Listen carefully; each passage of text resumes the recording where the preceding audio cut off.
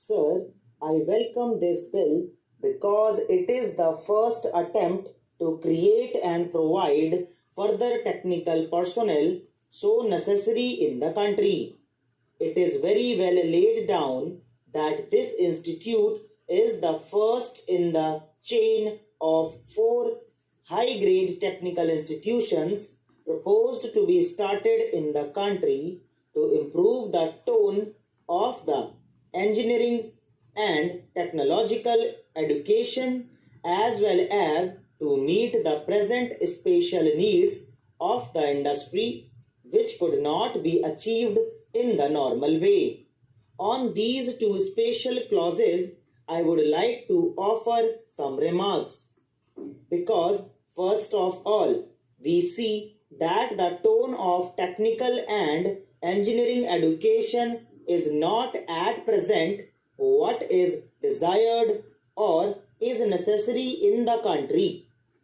We should try to improve it, and I can assure you that we cannot improve it in 5 or 10 years, and this is the first attempt.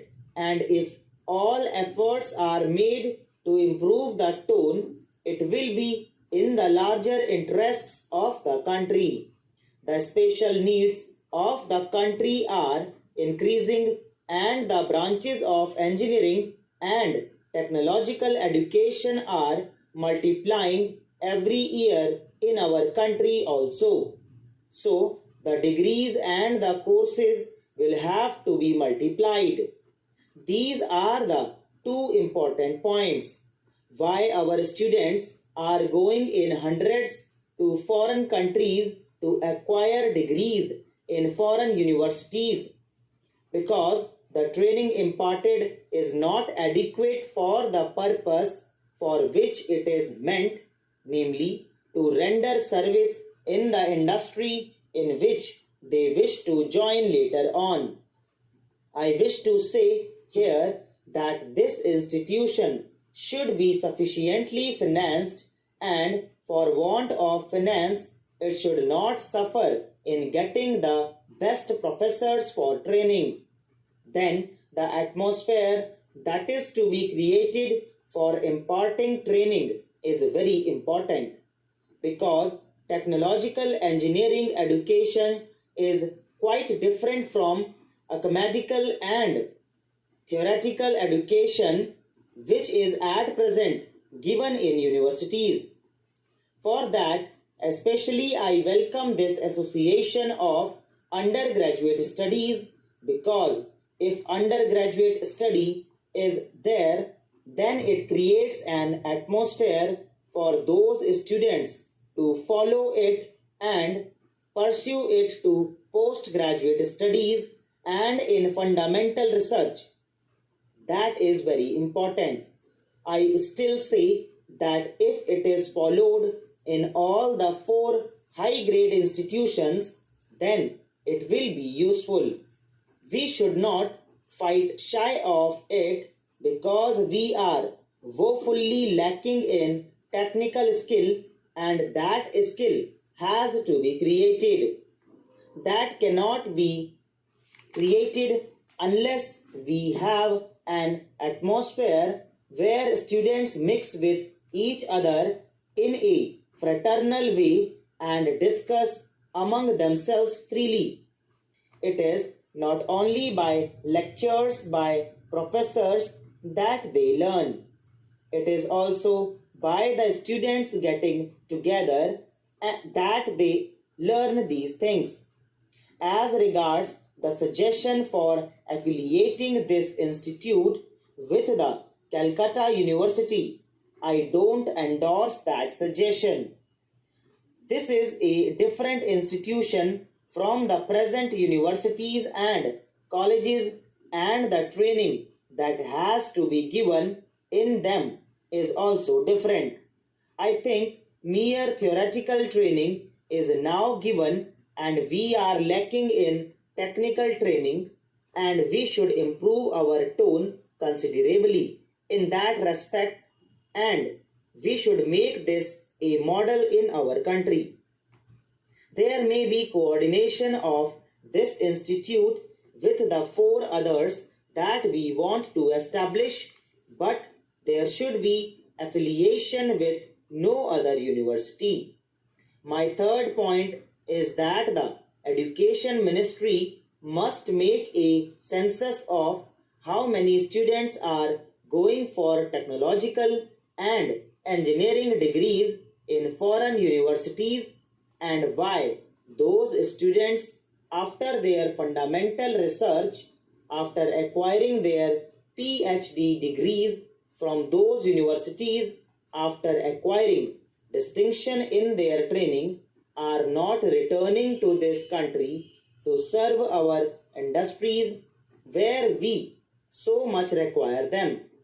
If the Education Ministry goes into this fact, they will find that there are about 300 students both in America and in Europe working in the factories after getting their PhD degrees, after acquiring the highest qualification in composition with other foreign students. Can we not get them into our country? They will serve our cause much better than there. Why are they denied this opportunity? Because we have no openings here. We should make efforts to bring them here. They have been working for 10 or 15 years in some factories in foreign countries, and we are permitting our factories and the public sector to draw upon IAS officers for management. IAS officers are good for working in administrative jobs, but for working in the factories, they are of no use.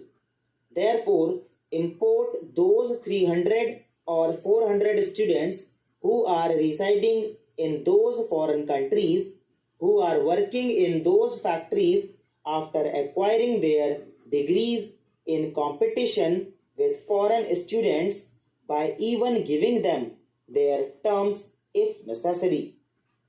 I think the terms offered to the Indian Administrative Service or the Indian Police Service should be different from what should be offered to technical personnel. It should be so because if a man is properly trained, he can reduce the cost in the factory by 10%. A reduction of 10% in the cost of production will go a long way. If, for example, the original cost is about a crore of rupees, then this would mean a saving of 10 lakhs of rupees. This is done purely by their technical genius, and this genius has gone out of the country. This should be brought back and they should be taken on their own terms if necessary. First of all, those engineers and other technicians who are working in foreign countries should be persuaded to come here. We are working under a system wherein we get only the IAS officers and not others. We should ask our ambassadors to make a list of such persons. They will be satisfied to work in India on a much lower salary. Even if you get a very highly qualified man from our factories, the Union Public Service Commission does not endorse his application. दोस्तों इसी के साथ